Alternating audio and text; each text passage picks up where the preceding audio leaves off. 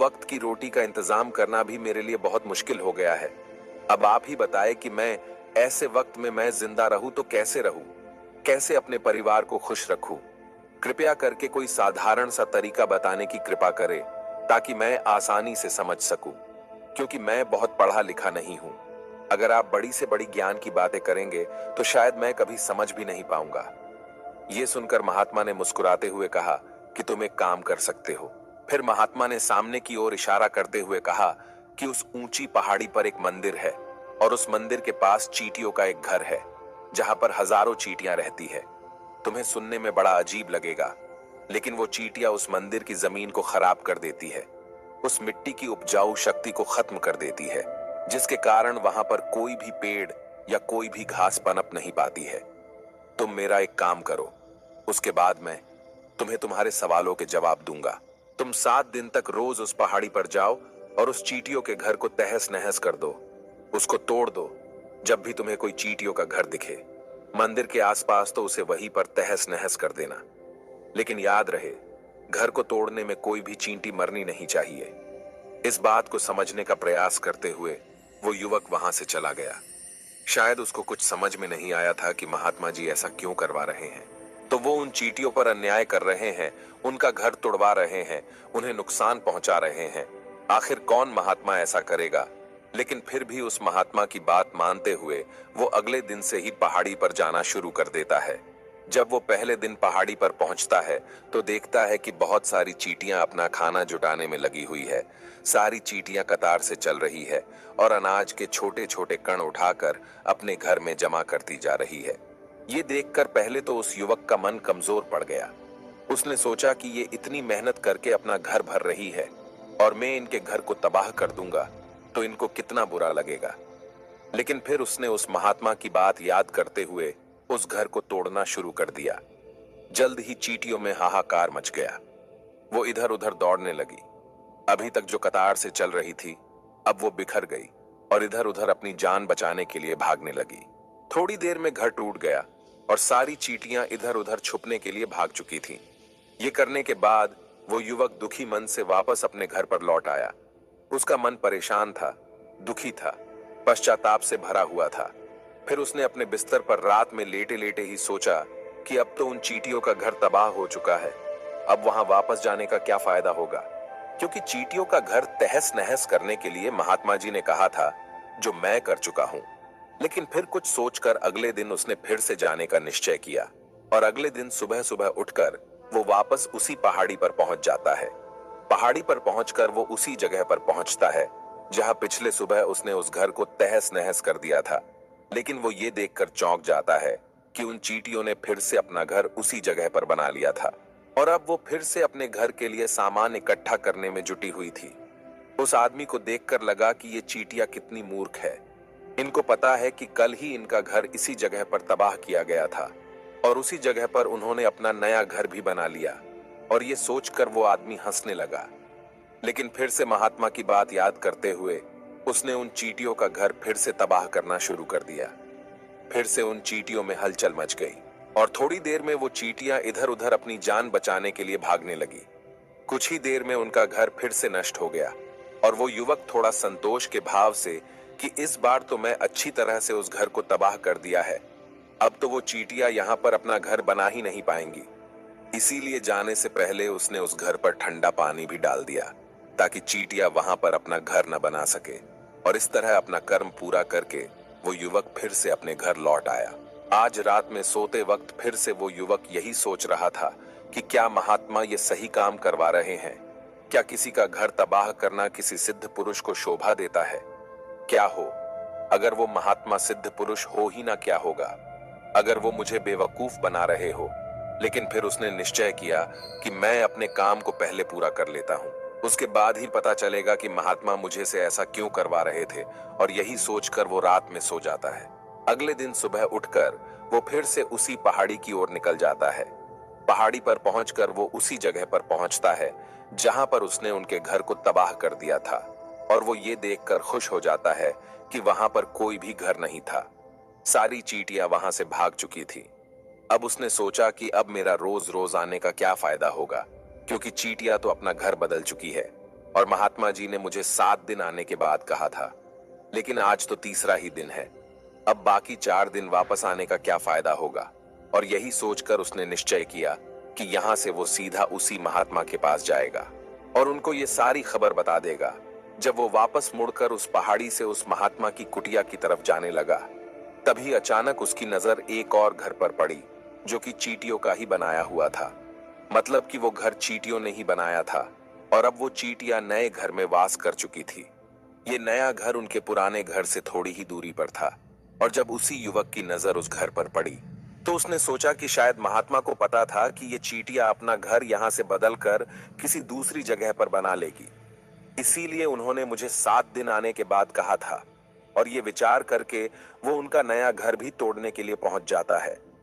जब वो वहां पहुंचा, तो चींटियां उसी तरह अपने कार्य में लगी हुई थी। वो अपने लिए खाना इकट्ठा कर रही थी और अपने घर में जमा कर रही थी। जब पुराना घर टूटा था, वहां भी अनाज के कण बचे हुए थे और चींटियां वहां से भी अनाज इकट्ठा कर करके वापस अपने नए घर में ला रही थी। अब यहाँ पर फिर से युवक का मन थोड़ा कमजोर पड़ गया, क्योंकि वो खुद भी कमजोर था, खुद भी वक्त का मारा हुआ था। इसीलिए उसके मन में उन चींटियों के प्रति दया का भाव उमड़ रहा था। उनके ऊपर उसे दया आ रही थी।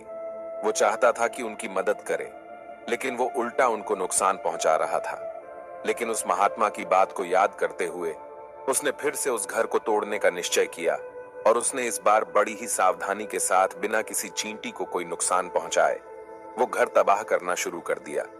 वक्त थोड़ा ज्यादा लगा, क्योंकि किसी भी चींटी को नुकसान न पहुंचने की शर्त महात्मा ने पहले ही रखी थी। इसीलिए उसको बड़ी सावधानी के साथ उन घरों को तबाह कर रहा था। लेकिन आखिरकार उसने उस घर को भी तबाह कर दिया। और उस घर को तबाह करने के बाद वो बड़े ही दुखी मन से, इस बार वो पहले से भी ज्यादा दुखी था, क्योंकि उसने उनका नया घर भी तोड़ दिया था। वो उन चींटियों को बसने ही नहीं दे रहा था और वो अब अपने आप को शैतान या दानव समझने लगा था। लेकिन फिर भी उस महात्मा की बात को मानते हुए वो अपने घर पर दुखी मन से वापस आ गया। रात में सोने से पहले एक बार उसने फिर से सोचा कि मैं कितना बड़ा शैतान हूँ, कितना बड़ा दानव हूँ। पुराना घर तो छोड़ो, मैं उन चींटियों को कहीं भी बसने के लिए कोई जगह ही नहीं दे रहा हूँ। वो चींटियां मेरे बारे में क्या सोचती होगी? वो कितना बड़ा दानव होगा उस परमात्मा को जो मेरे द्वारा ये काम करवा रहा है। लेकिन फिर भी उसने अगले दिन जाने का निश्चय किया और अगले दिन सुबह सुबह वो फिर से वहां पर पहुंच गया। वो ये देखकर फिर से आश्चर्यचकित रह जाता है कि इस बार चींटियों ने एक और नई जगह पर अपना घर बना लिया था। वो तो पहले से भी ज्यादा ऊर्जा के साथ काम कर रही थी और उन्होंने एक रात में पहले से भी बड़ा घर बना लिया था। और अब वो फिर से अपना अनाज और खाना इकट्ठा करने में जुटी हुई थी। ये देखकर उस आदमी को लगा कि ये चींटियां किस मिट्टी की बनी हुई है। मैं उनको बार बार यहाँ से भगाने की कोशिश कर रहा हूँ और ये वहीं पर अपना घर बना लेती है। क्या इनको पता नहीं है कि मैं यहाँ पर कभी भी बसने नहीं दूंगा? ये चींटी है, दिखने में इतनी छोटी है, लेकिन फिर भी ये मुझसे हार नहीं मान रही है। बड़ी ताज्जुब की बात है। और इस बार उसने गुस्से में उस घर को तहस नहस करना शुरू कर दिया। लेकिन इस बार तहस नहस करते हुए कुछ चींटियां वहीं पर मर गई, उसके पैरों तले कुचल दी गई। कुचलने के बाद जब वो अपने अहंकार से बाहर आया, तो उसने देखा कि गुस्से में उसने उन चींटियों को कितना क्षति पहुंचा दी है। उसका मन पश्चाताप से भर गया और वो रोता हुआ अपने घर की तरफ बढ़ गया। रात में सोते वक्त उसने सोचा कि मैं उन चींटियों पर बहुत ज्यादा अत्याचार कर रहा हूँ। अब इससे ज्यादा अत्याचार मैं नहीं कर पाऊंगा। और यही सोचकर वो अगले दिन उन चींटियों के लिए अपने घर से थोड़ा आटा लेकर उसी पहाड़ी पर पहुंच जाता है। आज उसके मन में उन चींटियों के प्रति श्रद्धा का भाव था, दया का भाव था। आज वो उनकी मदद करना चाहता था। और जब वो वहां पर पहुंचा, तो चींटियां फिर से अपने नए घर को बनाने में जुटी हुई थी। उसने बड़े ही करुणा के साथ उन चींटियों को अपना लाया हुआ आटा खिलाया। अगले 7 दिनों तक वो ऐसा ही करता रहा। वो रोज सुबह जाता, उन चींटियों को अपने हाथों से आटा खिलाता। 7 दिन के बाद वो युवक उस महात्मा के पास पहुंचकर हाथ जोड़कर बोलता है कि हे महात्मा जी, मुझे माफ कर देना। मैंने उन चींटियों का घर तबाह करने के लिए बहुत कोशिश की। मैंने उनका घर तबाह किया भी। एक बार नहीं, 4 बार मैंने उनका घर तोड़ा।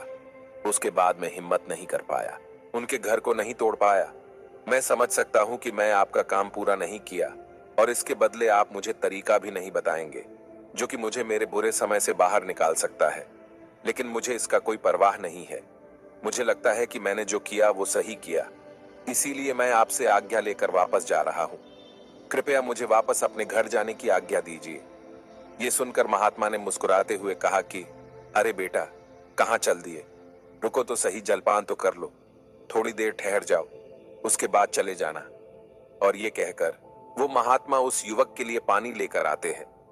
पानी पिलाने के बाद महात्मा उस युवक से पूछते हैं कि तुम मुझे ये बताओ कि आखिर तुम उन चींटियों का घर तबाह क्यों नहीं कर सके? वो चींटियां तो छोटी है और तुम इतने विशालकाय हो, फिर भी तुम उन छोटी छोटी चींटियों का घर तबाह नहीं कर पाए। कहाँ है तुम्हारी शक्ति, तुम्हारा बाहुबल? इसका जवाब देते हुए उस युवक ने कहा कि हे महात्मा, मैंने उन चींटियों का घर तबाह कर दिया था। बार बार किया था। एक बार तो अपने गुस्से में उन चींटियों को भी हानि पहुंचा दी थी, लेकिन जिस दिन मैंने उनको हानि पहुंचाई, उसी दिन मुझे लगा कि मैं उनको क्यों हानि पहुंचा रहा हूं, क्यों इनको इतनी तकलीफ दे रहा हूं, और उसी दिन से मैंने उनको क्षति पहुंचाने की वजह, नुकसान पहुंचाने की वजह उनकी सहायता करनी शुरू कर दी। ये सुनकर उस महात्मा ने कहा कि ये ही तो सीखने की बात है। एक छोटी सी चींटी हमें जीवन का संदेश दे जाती है। मैंने तुम्हें उन चींटियों का घर तबाह करने के लिए नहीं भेजा था। मैंने तुम्हें भेजा था ताकि तुम उन चींटियों से कुछ सीख ले सको। तुम्हें क्या सीख मिली? उन चींटियों से क्या मुझे बता सकते हो? ये सुनकर उस युवक ने पूरी कहानी बयां कर दी। पूरी कहानी सुनने के बाद महात्मा ने मुस्कुराते हुए कहा कि बेटा, पहली सीख जो इन चींटियों से ले सकते हैं वो ये थी कि तुमने कितनी ही बार उनके घर को तोड़ने की कोशिश की, कितनी ही बार प्रयास किया कि उनके घर तबाह हो जाए, लेकिन वो हर बार अपना नया घर बना लेती थी। उन्होंने कभी भी हार नहीं मानी। अगर वो हार मान लेती तो वो चींटियां तुम्हें वहां पर नहीं मिलती। जीवन कार्यशीलता का नाम है, लेकिन हम मनुष्य एक दो बार हार मिलने पर ही टूट जाते हैं, हताश हो जाते हैं और फिर जीवन में प्रयास ही नहीं करते। और कुछ लोग तो अपनी जिंदगी को खत्म करने को उतारू हो जाते हैं। लेकिन जानवरों में तुमने एक बात देखी होगी कि वो अपना जीवन खुद से कभी खत्म कर ही नहीं सकते हैं। तुमने कभी नहीं सुना होगा कि किसी जानवर ने आत्महत्या कर ली, चाहे वो जानवर कितना भी भूखा क्यों ना हो, कितना ही दुखी क्यों ना हो, लेकिन वो अपने जीवन के लिए हमेशा संघर्ष करता रहता है। लेकिन वही दूसरी तरफ हम मनुष्य एक दो बार हताश होने पर ही अपना जीवन खत्म कर लेते हैं। जीवन तो कर्मशीलता है, कर्म करने का नाम है। जीवन और मृत्यु आखिरी विश्राम है, परम विश्राम है। इसीलिए मृत्यु से पहले कर्म करना कभी मत छोड़ना, क्योंकि मृत्यु के बाद तो तुम परम विश्राम में चले ही जाओगे। तो उससे पहले कर्म करना क्यों छोड़ रहे हो? क्यों हताश हो रहे हो?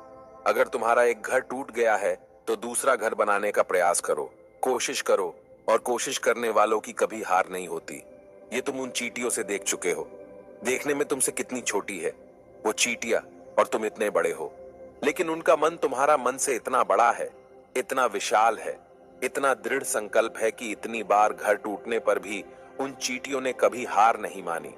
दूसरी सीख ये है कि जब भी हमारे ऊपर बुरा समय आता है, हमें लगता है कि ये समय कभी नहीं जाएगा, ये समय मेरे जीवन को बर्बाद कर देगा, मुझे कभी नहीं जीने देगा, और अपने इन्हीं ख्यालों से, अपने इन्हीं विचारों से, जिसका असलियत में कोई भी अस्तित्व नहीं है, वो सिर्फ विचार है, और वही विचार हमारे मन को दुखी कर देती है, और इसीलिए हम प्रयास करना भी छोड़ देते हैं। लेकिन तुम खुद सोचो कि बार बार प्रकृति हमें क्षति पहुंचाएगी, नुकसान पहुंचाएगी, लेकिन कब तक पहुंचाएगी?